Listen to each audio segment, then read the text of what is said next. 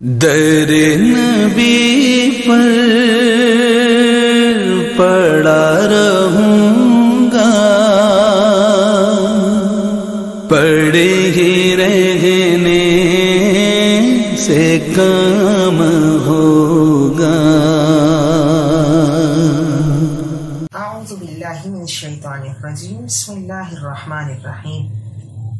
اللہ رب العزت قرآن مجید میں ارشاد فرماتا ہے، فَادْخُلِي فِي عِبَادِي وَادْخُلِي جَنَّتِي، میرے بندوں میں آ جا اور داخل ہو جا میری جنت میں۔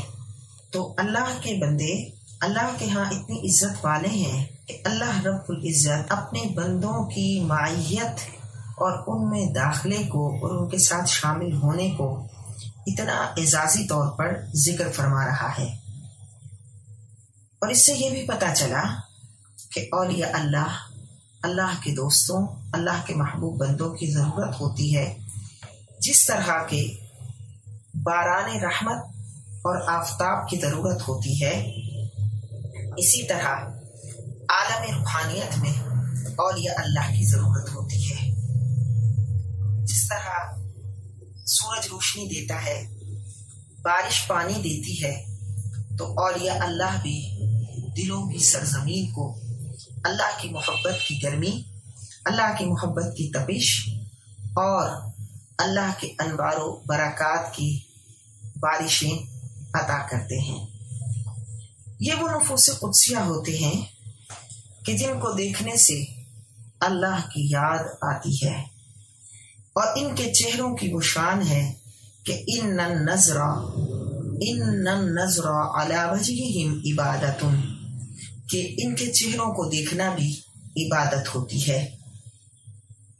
ان کا سیرت اچھی ہوتی ہے، ان کا راستہ ستھرا ہوتا ہے، ان کے اخلاق عظیم ہوتے ہیں، اور یہ وہ اولیاء اللہ کہ جن کے دل اللہ کی محبت سے اور اللہ کے جلال سے، اللہ کے نور سے منور ہوتے ہیں اور روشن ہوتے ہیں۔ اگر ہم اولیاء اللہ کو اپنا دوست بنا لیں تو اللہ رب العزت ہمیں اپنا دوست بنا لے، کیونکہ اللہ رب العزت قرآن مجید میں بھی ارشاد فرماتا ہے، الاخلاء یومئذ بعضهم لبعض عدو الا المتقین، قیامت کے دن بھی بعض کے دشمن ہوں گے سوائے متقین کے کہ وہی دوست ہوں گے۔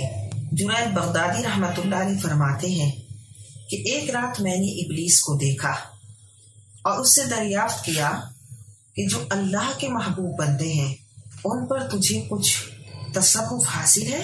اس نے کہا نہیں۔ میں نے کہا کیوں؟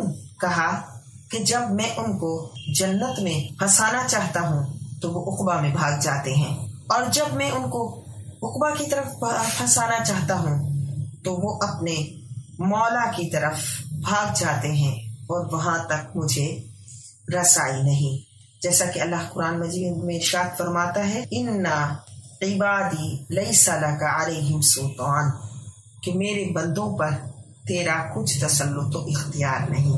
تو اللہ کے یہ بندے جو شیطان کے دام میں بھی نہیں پھنستے، اللہ کے وہ مخلص بندے ہوتے ہیں جو صرف اللہ کی طلب رکھتے ہیں، اور جو اللہ کی طلب رکھنے والوں کی طلب رکھتا ہے، ان سے محبت رکھتا ہے، ان کو اپنا دوست بنا لیتا ہے، تو اللہ رب العزت اس کو بھی اپنے دوستوں میں شامل فرما لیتا ہے۔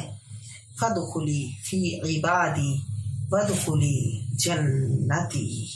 در نبی پر پڑا رہوں گا، پڑے ہی رہنے سے کام